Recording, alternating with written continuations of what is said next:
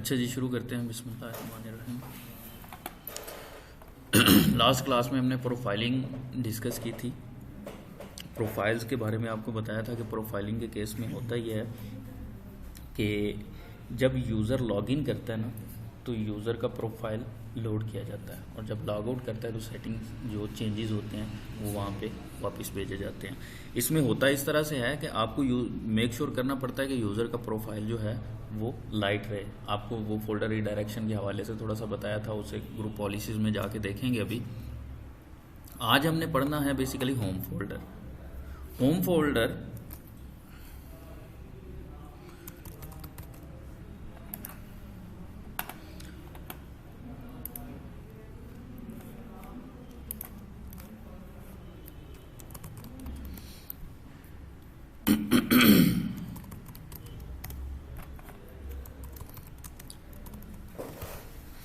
Home folder हो गया आपका, हो गया जी मैप ड्राइव हो गई आपकी, हो गई नेटवर्क ड्राइव हो गई आपकी, जी ड्राइव और शेयर ड्राइव। ये मल्टीपल जो नेम है ना, ये G drive, network drive, map drive, ये सारे बेसिकली होम फोल्डर, ये एक ही चीज़ के डिफरेंट नेम है। ठीक है, हर कोई अपनी अपनी लॉजिक के हिसाब से इसको कॉल कर लेता है जी, ये नेटवर्क ड्राइव है, ये हमारी जी ड्राइव है, ये हमारी मैप ड्राइव है, ये फलाएं। तो मैप ड्राइव का कॉन्सेप्ट बेसिकली ये होता है, देखें आपने फोल्डर शेयर किया यहाँ पे, मसलन मैं यहाँ पे लॉगिन कर लेता हूँ, जो भी यूज़र है एक यूज़र से लॉगिन कर लेते हैं। अब यूज़र ने अगर किसी भी शेयर रिसोर्स को एक्सेस करना है तो यूज़र क्या करता है, यूज़र रन में आता है, रन में आके लिखता है // आगे सर्वर का नाम / फोल्डर का नाम, जो भी फोल्डर शेयर होता है। अब अगर लेट्स सपोज आपने 15 फोल्डर शेयर किए हुए हैं तो यूज़र को 1 बाई 1 एक एक फोल्डर पे जाना पड़ेगा, या यूज़र को एटलीस्ट / sys1 तो लिखना पड़ेगा। ऐसे ही है। तो यूज़र के लिए ये थोड़ा कन्वीनियंट नहीं है कि यूज़र, अब एक ऐसा यूज़र है जिसको पता ही नहीं है, वो नया आया है, आप उसे कहते हो जी कि लेट्स सपोज वो कॉल पे है आपके साथ, उसने सपोर्ट के लिए कॉल किया हुआ है आपको, वो आपको कॉल पे कहता है जी, आप उसे कहते हैं जी कि //। अब यूज़र ढूंढता रहेगा कि / पता नहीं कहाँ है। यूज़र तो सम टाइम इस तरह का होता है कि उसे @ के साइन का भी नहीं पता होता, सम टाइम होता है। अभी खैर वो चेंज हो गया हुआ है ज़माना, लेकिन सम टाइम ये होता है। अब // यूज़र को ढूंढने में प्रॉब्लम होगी, तो उसके लिए आप करते ये है कि आप होम फोल्डर क्रिएट कर देते हैं। क्या क्रिएट कर देते हैं? होम फोल्डर क्रिएट कर देते हैं। तो यूज़र जैसे ही लॉगिन करता है, डेस्कटॉप पे आता है, तो वो अपने फाइल एक्सप्लोरर में जाता है, माई कंप्यूटर में जाता है, तो यहाँ पे उसे एक ड्राइव मिल जाती है, शेयर ड्राइव। ठीक है, वो फाइल एक्सप्लोरर में आएगा और उसे एक ड्राइव अवेलेबल होगी। मसलन मेरे पास यहाँ पे लॉगिन है U5 के साथ हमने कौन सा फोल्डर शेयर किया होगा, data1 का फोल्डर लेट्स सपोज हमने U5 के साथ शेयर किया हुआ है। तो मैं एक काम करता हूँ, मैं यहाँ पे active directory users and computers में आता हूँ, server manager tools, active directory users and computers.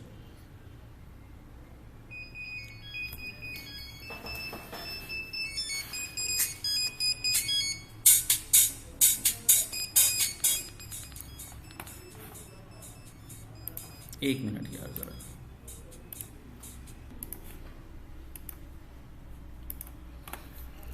अच्छा जी, आप यहाँ पे अपने सर्वर मैनेजर में आएंगे। हम U5 के साथ अपना एक शेयर्ड फोल्डर, जो ऑलरेडी हमने एक फोल्डर शेयर किया हुआ है data1 के नाम से, फोल्डर का नाम भी देख लेते हैं। C के अंदर लेट्स सपोज आप ये देखना चाह रहे हैं कि मैंने इस सर्वर के ऊपर कितने फोल्डर शेयर किए हुए हैं, तो इसी सर्वर के ऊपर / sys1 यानी कि इसी का नाम लिखें और एंटर कर दें। ठीक है, हमारे पास ये जनरल डाटा का फोल्डर है, या डाटा का फोल्डर है, जनरल डाटा को करवा लेते हैं, या data1 को करवा लेते हैं, जिसको आप कहते हैं data1 को जनरल डाटा को करवा लेते हैं जी। मैं यहाँ पे U5 पे राइट क्लिक करता हूँ और इसकी प्रॉपर्टीज़ में आ जाता हूँ। U5 पे राइट क्लिक और प्रॉपर्टीज़, यहाँ पे प्रोफाइल पे आता हूँ, ये होम फोल्डर लिखा हुआ है। होम फोल्डर के यहाँ पे कनेक्ट, कि उसके साथ ड्राइव कनेक्ट करो। ड्राइव का लेटर क्या रखना है, जो आपको बेहतर लगे, मैं कहता हूँ जी कि तुम ड्राइव का लेटर रख दो W, ठीक है, और यहाँ पे मुझे उस फोल्डर का पाथ दे देना है, उस फोल्डर का शेयर्ड पाथ दे देना है, ठीक है, उस फोल्डर का शेयर्ड पाथ है जनरल डाटा, ठीक है, और मैं इसको अप्लाई करता हूँ और ओके कर देता हूँ, ठीक है। अब यहाँ पे यूज़र पे आके इसे चेक करते हैं।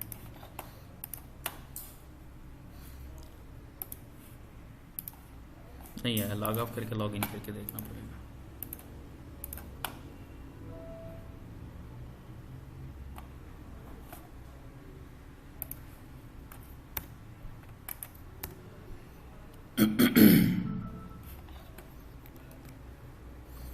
फाइल एक्सप्लोरर में आ जाएं, VM के,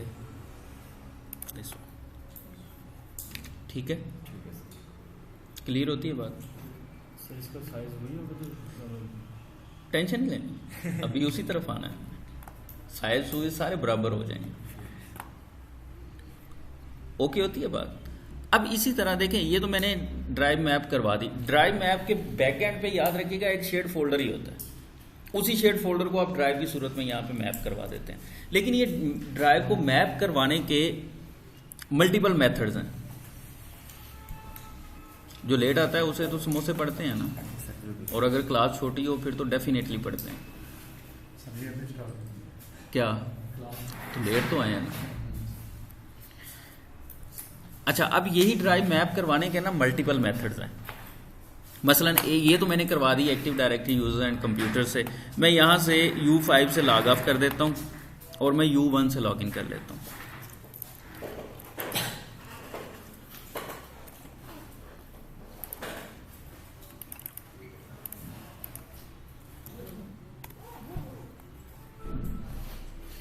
U1 से मैंने यहाँ से लॉगिन किया। मैं यहाँ पे इसके फाइल एक्सप्लोरर में आता हूँ, ठीक है।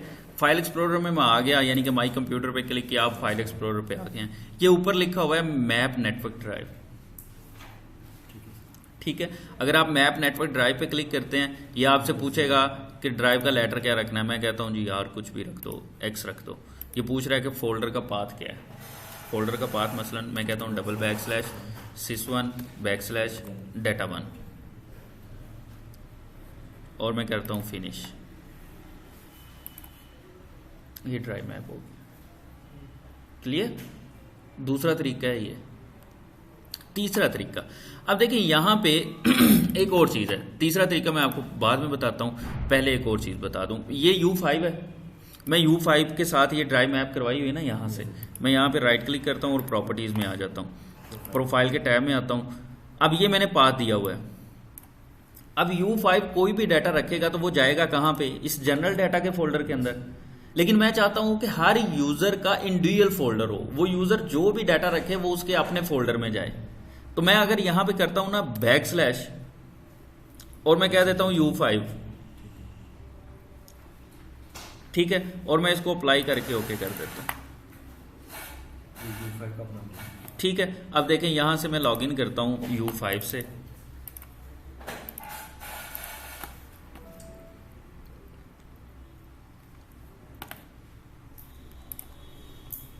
स्विच यूजर, अदर यूजर और U5।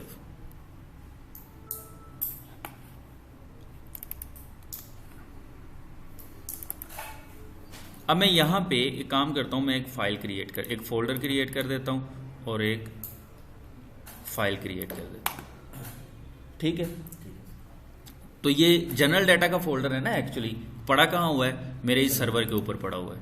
ऐसे ही है, मैं यहाँ पे आता हूँ अपने सर्वर में, जिस पीसी पे क्लिक करता हूँ, अपनी ड्राइव में आता हूँ।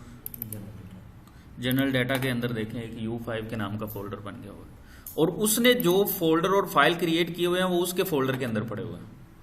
इसी तरह जिस यूजर का आप कॉन्फ़िगर करते जाएंगे तो जनरल डाटा के फोल्डर के अंदर हर यूजर का इंडिविजुअल अपना अपना फोल्डर बनता जाएगा, और वो जो भी डाटा रखेगा वो उसके अपने फोल्डर में आएगा, ठीक है। एम्बिग्युइटी नहीं होगी ना बाद में कि ये डाटा किसने रखा किसने नहीं रखा, क्लियर। तो एक तरीका होता है ये कि आप active directory user and computer properties और प्रोफाइल के टैब में आके वहां से कर लें।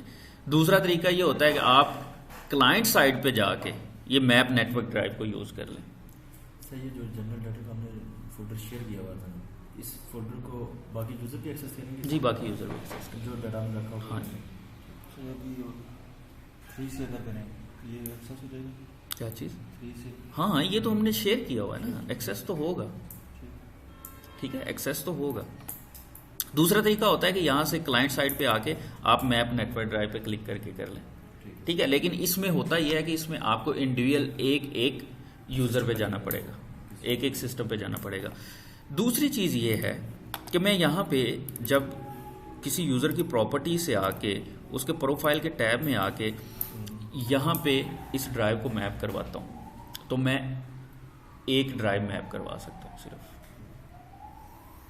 कितनी ड्राइव मैप करवा सकता हूँ? सिर्फ एक। लेकिन मेरी रिक्वायरमेंट ये है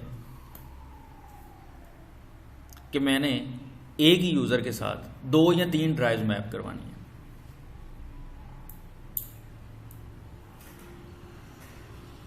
एक ही यूज़र के साथ मैंने 2 या 3 ड्राइव मैप करवानी है, तो तीसरा तरीका उसके लिए यूज़ होगा। क्लियर होती है बात? मैं यहाँ पे इसको कैंसिल कर देता हूँ और मैं आता हूँ जी अपने डेस्कटॉप के ऊपर। तीसरा तरीका है स्क्रिप्टिंग का। तीसरा तरीका स्क्रिप्टिंग के लिए मैं यहाँ पे राइट क्लिक करता हूँ, नोटपैड में आता हूँ और नोटपैड में आके मैं इस फाइल का नाम रख देता हूँ लेट्स सपोज स्क्रिप्ट, इसका नाम रख देता हूँ डीमैप। ठीक है, और इस फाइल में आके मैं यहाँ पे लिखता हूँ नेट स्पेस यूज, आगे जो आप ड्राइव का लेटर रखना चाह रहे हैं, ठीक है, जो ड्राइव का लेटर रखना चाह रहे हैं उसके साथ कॉलन लगा दें और आगे अपना फोल्डर का पाथ दे दें, sys1 बैकस्लैश जनरल डाटा।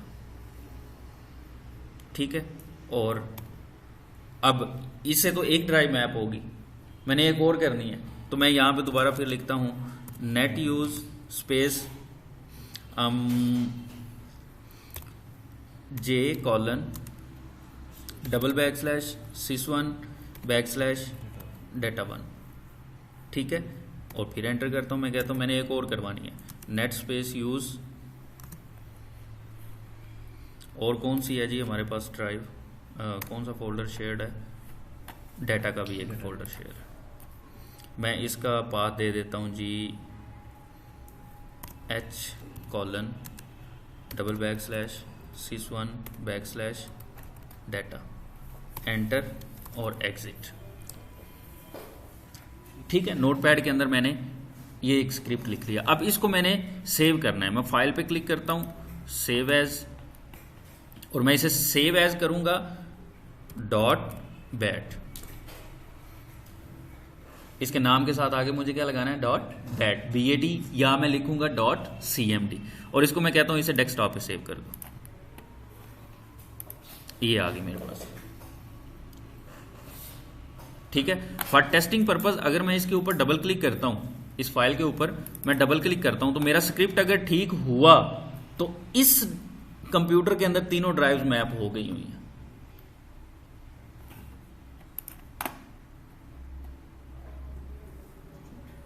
ठीक है, ये मैंने इस स्क्रिप्ट को टेस्ट किया, ये तीनों ड्राइव्स यहां पे मैप हो गई। मैं इसको बंद करता हूं। अब मेरे पास एक स्क्रिप्ट है, मेरे पास एक स्क्रिप्ट है। उस स्क्रिप्ट को मैंने करना क्या है, मैं इस स्क्रिप्ट को यहां से कॉपी कर लेता हूं। ठीक है, स्क्रिप्ट कहां पड़े होते हैं डोमेन के, पहले लेक्चर में बताया था,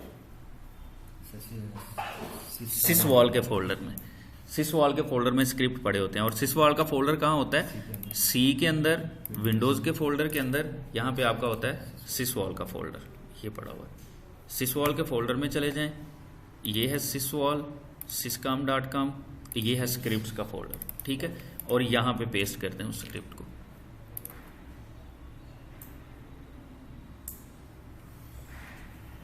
ठीक है, आपने यहाँ पे स्क्रिप्ट रख दिया। अब अगला काम आपने क्या करना है, आप जिस यूजर के साथ आप चाहते हैं ना ये तीनों ड्राइव्स मैप हो जाएं, उस यूजर की प्रॉपर्टीज में आ जाएं। Active directory user and computers, मैं चाहता हूँ U6 के साथ मैप हो जाए। प्रॉपर्टीज़, प्रोफाइल, ये लिखा हुआ है लॉग ऑन स्क्रिप्ट। यहां पे मुझे क्या करना है, मुझे उस स्क्रिप्ट का नाम देना है बस, dmap.bat उसका नाम है। मैं अप्लाई करता हूं और ओके कर देता हूं। यूजर कौन सा है? U6 से जाके लॉगिन करते हैं।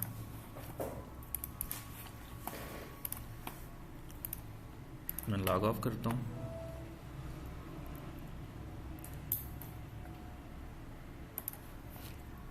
Switch user, other user, U6।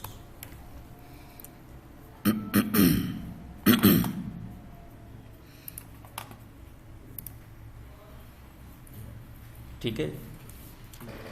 जब आप active directory user and computer से यूजर की प्रॉपर्टी से जाके प्रोफाइल के टैब से जाके वहां पे नीचे कनेक्ट करवा रहे होंगे, वहां सिर्फ आप एक ड्राइव करवा सकते हैं, लेकिन स्क्रिप्ट के थ्रू आप मल्टीपल ड्राइव भी करवा सकते हैं। क्लियर होती है बात? तो ये स्क्रिप्ट वाला मामला समझ आया? तो स्क्रिप्ट आप .bat या .cmd में बनाएंगे, ठीक होता है। यहां तक कोई कन्फ्यूजन किसी किस्म की? ओके। तो होम फोल्डर आप कितनी तरह से? 3 तरह से बना सकते हैं। Active directory user and computer user की प्रॉपर्टी से जाके, क्लाइंट एंड से, और स्क्रिप्ट के थ्रू। ओके। और इसी तरह आप और भी इस लॉग ऑन स्क्रिप्ट पे आप और मल्टीपल टाइप के काम कर सकते हैं। मसलन आप चाहते हैं कि जैसे यूजर लॉगिन करे तो उसकी जितनी भी टेम्परेरी फाइल्स जो बन रही होती हैं सी के अंदर, वो सारी रिमूव हो जाए। आप स्क्रिप्ट में लिख दें कि जी वो फाइल्स रिमूव करनी है। जैसे ही यूजर लॉगिन करेगा वो स्क्रिप्ट चलेगा। देखिए स्क्रिप्ट हमने कहां पे दिया है? लॉग ऑन स्क्रिप्ट के अंदर। कहां पे दिया है? लॉग ऑन से। ये स्क्रिप्ट कब एग्जीक्यूट होता है? जब यूजर लॉगिन करता है। जब यूजर लॉगिन करता है, जब यूजर लॉगिन करता है तो ये स्क्रिप्ट एग्जीक्यूट होता है। तो अगर आप स्क्रिप्ट के अंदर ये लिख देते हैं कि मेरी टेम्प फाइल्स रिमूव हो जाएं, तो उसकी टेम्प फाइल्स रिमूव हो जाएंगी। मसलन मैं चाहता हूं कि यूजर जब लॉगिन करे तो लॉगिन करते ही उसका गूगल क्रोम ओपन हो जाए और गूगल क्रोम के अंदर उनकी जो स्पेसिफिक एप्लीकेशन यूजर्स ने यूज करनी है उसका एड्रेस भी डला हुआ। यूजर बस लॉगिन करे, कंप्यूटर लोड हो, गूगल क्रोम ओपन हो जाए और उसके पास वो एप्लीकेशन का मेन पेज आ जाए। You can do it with script. मसलन मैं यहां पे एक काम करता हूं, मैं अपने उसी स्क्रिप्ट को मॉडिफाई करता हूं, सी में आता हूं, विंडोज और सिसवॉल, और सिसवॉल के अंदर फिर सिसवॉल, और सिसवॉल के अंदर syscom.com और स्क्रिप्ट्स, ये पड़ा हुआ है। मैं इस पर राइट क्लिक करता हूँ, इसके ऊपर एडिट, ठीक है। मैं यहाँ पे एंटर करता हूँ। मैं अगर ब्राउज़र कौन सा यूज़ कर रहा हूँ, लेट्स सपोज मैं ब्राउज़र यूज़ कर रहा हूँ जी, गूगल क्रोम यूज़ कर रहा हूँ, ठीक है। मैं यहाँ पे लिखूँगा स्टार्ट, क्या स्टार्ट करना है? chrome.exe, और उसके अंदर ओपन क्या करना है? एड्रेस बार के अंदर जो ओपन करना है, कोटेशन मार्क्स के अंदर वो आप लिख दें। लेट्स सपोज आपकी एप्लीकेशन सर्वर का आईपी है 192.168.10.10, ठीक है, /HTML या वट जो भी होगा, ठीक है। तो ये क्या करेगा, जब ये ड्राइव्स मैप होंगी तो साथ ही गूगल क्रोम भी एग्जीक्यूट कर जाएगा और उसके अंदर ये ड्राइव भी खुले। अब मेरी उस वीएम के अंदर गूगल क्रोम नहीं है, ठीक है, लेकिन उसके अंदर नोटपैड तो है ना, नोटपैड तो है ना। मैं यहाँ पे साथ लिख देता हूँ notepad.exe, ठीक है, और मैं इसको सेव कर देता हूँ।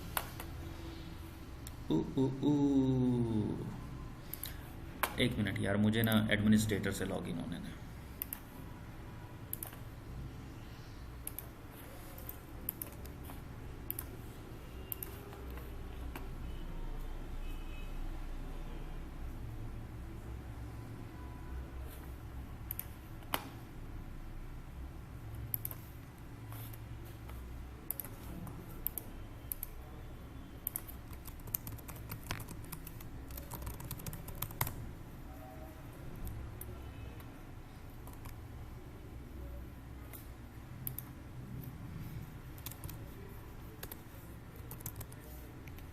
विंडोज सिसवॉल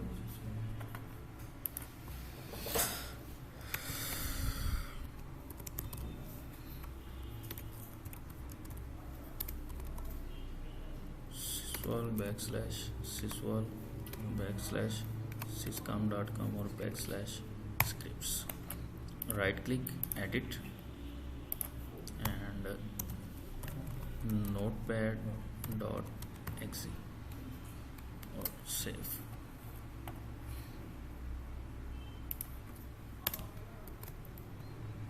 ठीक है जी, ये सेव हो गया। कौन से यूजर के लॉगिन स्क्रिप्ट में हमने ये डाला हुआ है? U5 के। U5 U6 let me check. U6 था। लॉग ऑफ करता हूँ। लॉग ऑफ करने के बाद मैं इसे लॉग इन करता हूँ।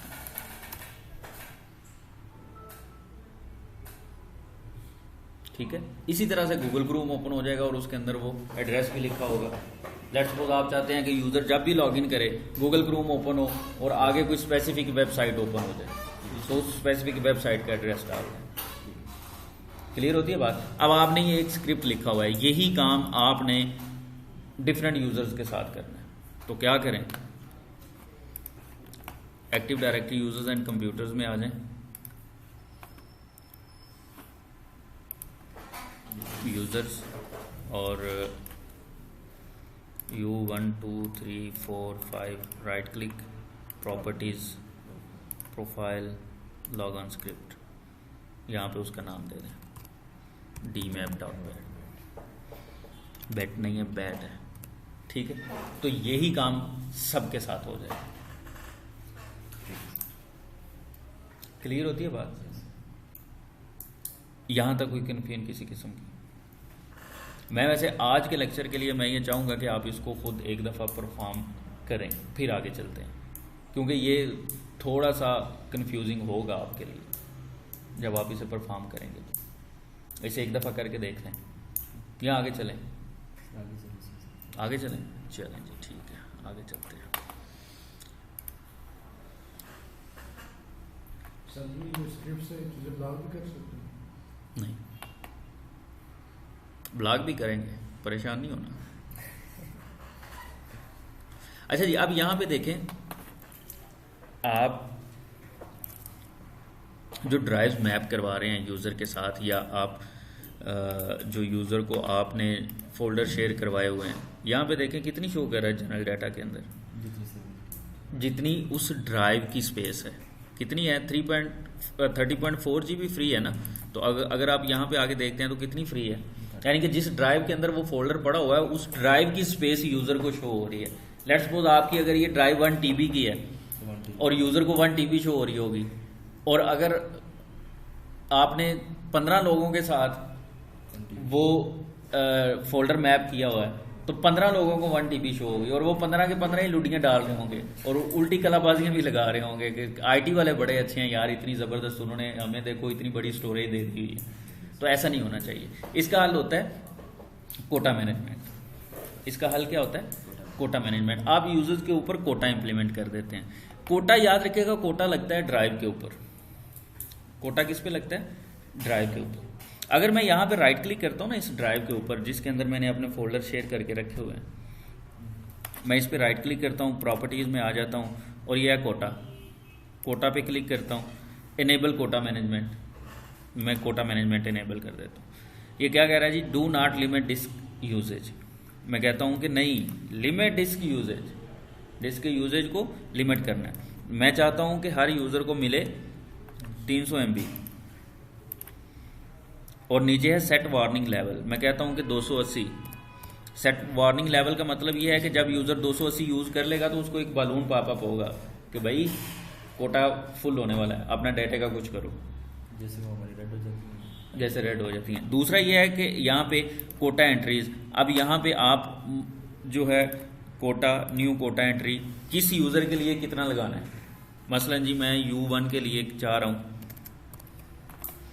Check name, okay, limit space कितना लगाना है, इंडिविजुअल कितना लगाना है यूजर्स के लिए, ठीक है। तो वो आप यहाँ से इसे यहाँ पे ओके करेंगे तो ये कोटा लग जाएगा, लेकिन हमने यहाँ से नहीं करना, ठीक है। ये भी एक तरीका है करने का। हम करेंगे FSRM के through,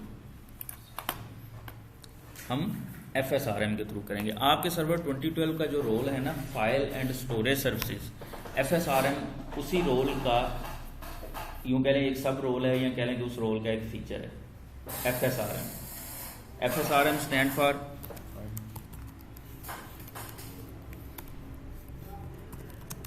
file server resource management. FSRM stand for file server resource management. तो मुझे ये सबसे पहले इंस्टॉल करना पड़ेगा। मैं अपने सर्वर में आता हूँ, सर्वर मैनेजर के अंदर ऐड रोल एंड फीचर पे क्लिक करता हूँ, नेक्स्ट करता हूँ, next next, file and storage services, file and ISC services, और यहाँ पे आपको मिलेगा file server resource manager. Feature add करवाएं, नेक्स्ट करें, नेक्स्ट और इंस्टॉल। तो थोड़ा सा टाइम लेगा, तब तक मैं वीडियो पॉज कर देता हूँ।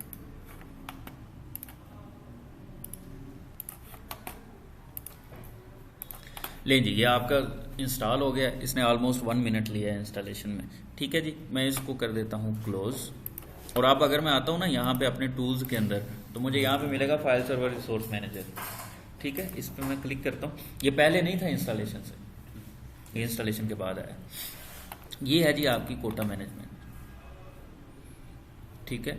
मैं यहाँ पे, मेरे पास है कोटा टेम्पलेट। अगर मैं कोटा टेम्पलेट पे डबल क्लिक करता हूँ, अगर मैं कोटा टेम्पलेट पे डबल क्लिक करता हूँ तो मेरे पास यहाँ पे कुछ टेम्पलेट्स ऑलरेडी बने पड़े हुए हैं, ठीक है।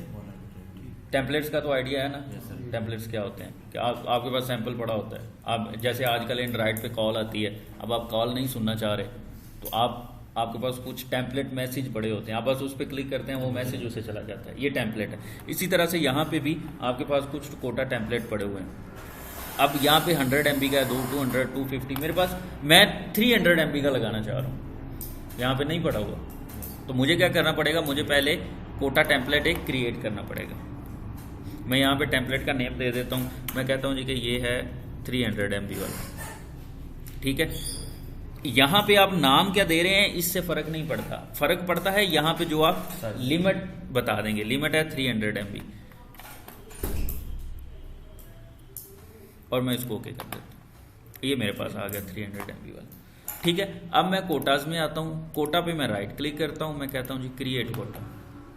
ये पूछ रहा है कोटा लगाना कहाँ पे, कोटा कहाँ पे लगाना है। तो मैं ब्राउज पे क्लिक करता हूँ, मैं कहता हूँ जी कि कोटा आपने जनाबे वाली लगाना है, सी के अंदर जनरल डाटा का फोल्डर है, उसके ऊपर आपने कोटा लगाना है, ठीक है। अब यहाँ पे आपको डिफाइन करना पड़ेगा, अपना टेम्पलेट कॉल करना पड़ेगा। जितनी आपने लिमिट रखनी है उतना वो टेम्पलेट कॉल कर लेंगे। हमारा 300 MB वाला है, और मैं कहता हूँ जी क्रिएट,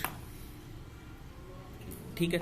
अब मैं यूज़र को आके देखता हूँ कितना शो कर रहा है, 34, कितना शो कर रहा है 300,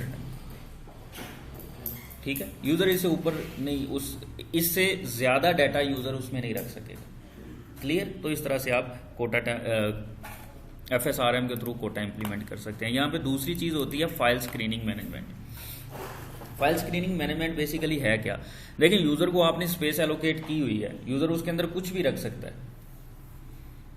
वो JPEG रखे, वो इमेज रखे, वो MP3 शाहरुख खान के गाने रखे, या किसी के भी रख सकता है, वो वीडियोज़ रखे, वो अपनी मर्जी से जो चीज़ उसमें चाहे वो रख सकता है। लेकिन आप यूज़र को रिस्ट्रिक्ट कर सकते हैं, जो आप चाहते हैं यूज़र सिर्फ वही रखे। तो वो काम होगा फाइल स्क्रीनिंग के थ्रू। वो काम किसके थ्रू होगा, फाइल स्क्रीनिंग के थ्रू। फाइल स्क्रीनिंग के अंदर आपके पास देखें यहाँ पे फाइल ग्रुप्स हैं। अगर मैं इस पर डबल क्लिक करता हूँ, ऑडियो एंड वीडियो फाइल्स, मैं यहाँ पे कर्सर लाता हूँ, सारे फॉर्मेट आ गए। ये कभी सुना है AIFF, ऑडियो या वीडियो का फॉर्मेट? तो दुनिया के ऑलमोस्ट जितने भी फॉर्मेट हैं वो सारे इसके अंदर, ऑडियो वीडियो के जितने भी फॉर्मेट हैं वो सारे मौजूद हैं, ठीक है। इसी तरह यहाँ पे भी टेम्पलेट्स बने हुए हैं, ठीक है। कौन सा ऑडियो वीडियो को ब्लॉक करना है तो ये टेम्पलेट बना हुआ है, ईमेल को ब्लॉक करना है, इमेज को ब्लॉक करना है, तो हम इमेज को ब्लॉक करते हैं कि यूज़र इमेज ना रख सके। ठीक है, मैं यहाँ पे फाइल स्क्रीन पे आता हूँ, यहाँ पे मैं राइट क्लिक करता हूँ, मैं कहता हूँ क्रिएट फाइल स्क्रीन। ठीक है, कहाँ पे फाइल स्क्रीनिंग करनी है? जनरल डाटा के ऊपर। मैं सी में आ जाता हूँ जी, जनरल डाटा के ऊपर फाइल स्क्रीनिंग करनी है। ब्लॉक क्या करना है? मैं कहता हूँ जी ब्लॉक इमेज फाइल्स क्रिएट। ठीक है जी, आके ज़रा चेक करें क्लाइंट के ऊपर, डबल क्लिक करें इसमें, right click, new folder, create हो गया। Right click, new text document, create हो गया। Right click, new bitmap image, permission नहीं है। ठीक है, अब लेट सपोज मेरे पास दूसरी रिक्वायरमेंट इस तरह की है कि मैं चाहता हूं कि यूजर बिटमैप इमेज रख ले लेकिन जेपैग ना रखे।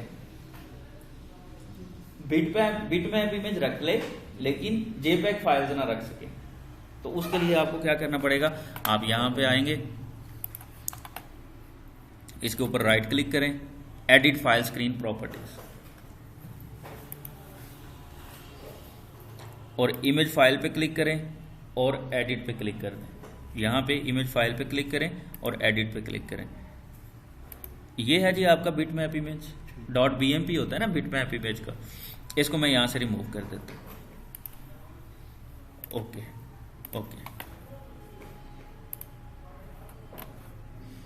ठीक है जी। अब यहाँ पे आके आप ज़रा इमेज फाइल रख के, बिटमैप इमेज रख के देखें। ठीक है, लेकिन अगर जेपैग रखेंगे, मैं यहाँ पे जेपैग एक बना लेता हूँ।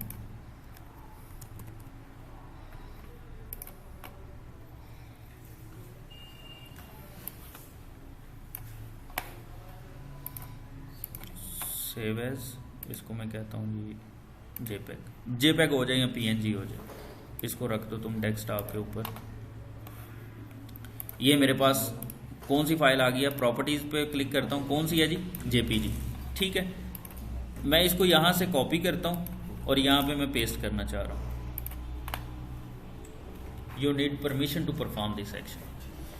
ठीक है, इस तरह से आप फाइल स्क्रीनिंग को मॉडिफाई भी कर सकते हैं। मसलन मैं वापस चाहता हूं कि जी पीएनजी वापस आ जाए, edit file screen template, image file, edit. अब इसको डालना कैसे है? ये ऊपर लिखा हुआ है फाइल्स टू इंक्लूड, आप यहां पे करें star.bmp और ऐड। ओके ओके,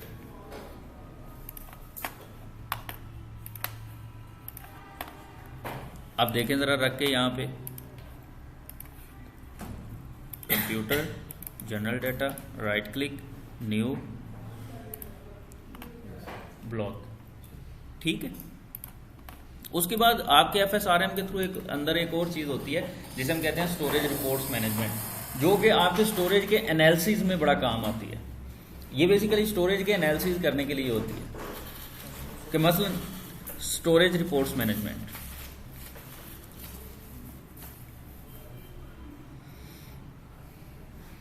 ये आपको साल बाद, 1.5 साल बाद जब आपकी स्टोरेज यूज हो रही होगी, आपके हंड्रेड्स ऑफ यूजर्स आपकी स्टोरेज को यूज कर रहे होंगे, तो साल बाद, 1.5 साल बाद आपको ये देखना पड़ जाए कि यार यूजर्स ने पता नहीं क्या क्या कुछ रखा हुआ है, कहीं सब ने एक जैसी फाइल तो नहीं रखी हुई, कहीं कोई फालतू डाटा तो नहीं पड़ा हुआ। तो इस तरह की रिपोर्ट्स आप स्टोरेज रिपोर्ट मैनेजमेंट के थ्रू जनरेट करवा सकते हैं। मसलन मैं यहाँ पे स्टोरेज रिपोर्ट मैनेजमेंट पे क्लिक करता हूँ, मैं कहता हूं इस पे राइट क्लिक करता हूं, मैं कहता हूं जनरेट रिपोर्ट नाउ। ये मुझे पूछ रहा है कि रिपोर्ट क्या चाहिए आपको? डुप्लीकेट फाइल्स की रिपोर्ट चाहिए, फाइल स्क्रीन ऑडिट करना है, files bye group, files bye owner, files bye property, इसी तरह लीस्ट रिसेंटली एक्सेस्ड फाइल्स, कैसी कौन सी फाइल्स हैं जो रिसेंटली एक्सेस हुई हैं, मोस्ट रिसेंटली एक्सेस्ड फाइल्स, ऐसी कौन सी फाइल्स हैं जो बहुत ज्यादा एक्सेस की गई हैं। इसी तरह से आपको पता चलेगा ना। और कोटा यूजेज, किसने कितना कोटा यूज किया हुआ है। तो मसलन मैं यहाँ पे कोटा यूजेज पे क्लिक करता हूँ और मैं कहता हूँ मुझे 2 रिपोर्ट चाहिए, कोटा यूजेज की चाहिए और मोस्ट रिसेंटली एक्सेस फाइल्स की चाहिए। लेकिन यहाँ पे मुझे एक और चीज डिफाइन करनी पड़ेगी, स्कोप। स्कोप में आऊंगा, यहाँ पे मैं ऐड करूंगा। यहाँ पे बेसिकली इसे मैं ये बताऊंगा कि मुझे रिपोर्ट किस फोल्डर की चाहिए। सी के अंदर मुझे जी जनरल डाटा की रिपोर्ट चाहिए। Okay okay, wait for reports to be generated and then display them.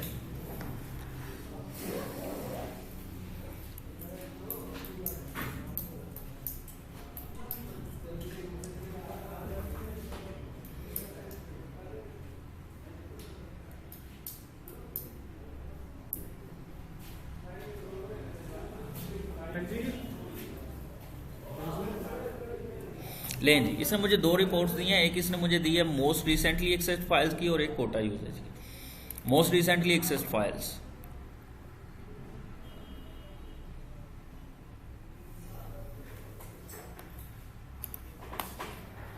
देखिए कैसी खूबसूरती के साथ उसने आपको चीजें बना के दी हैं।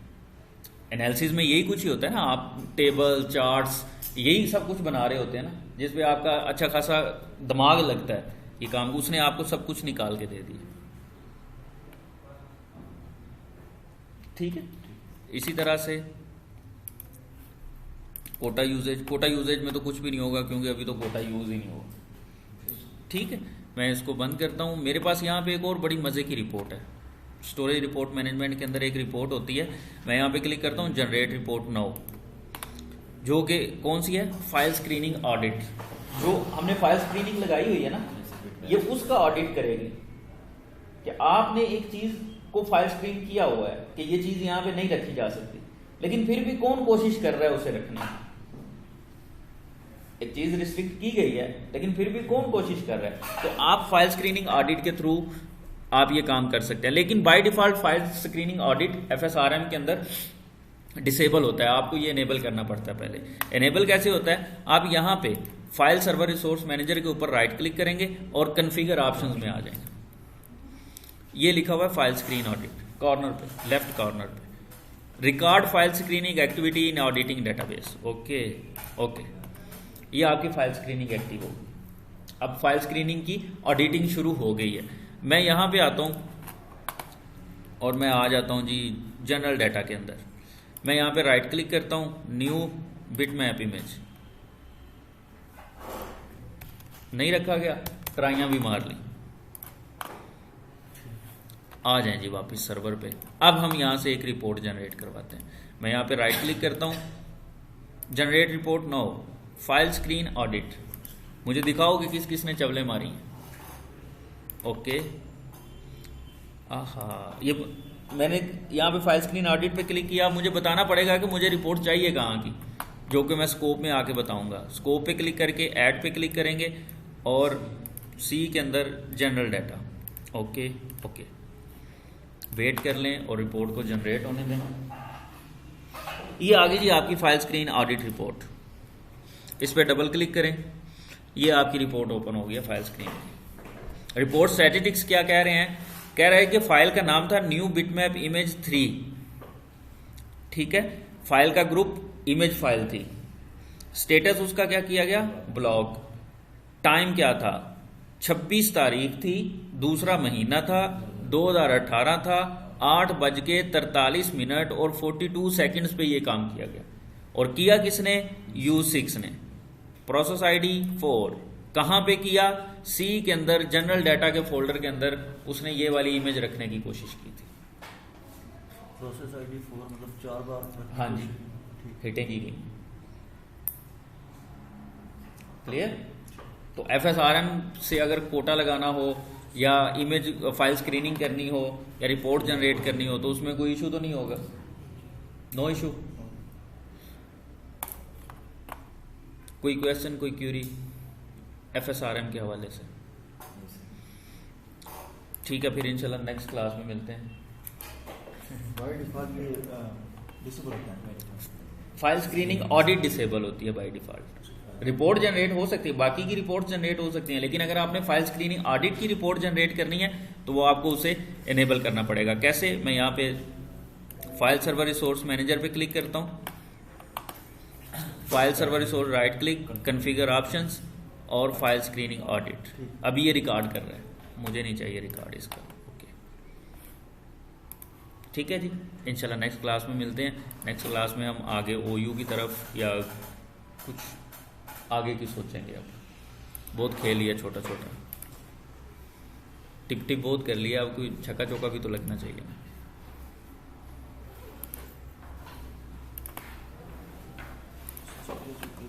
जहन में आएगी।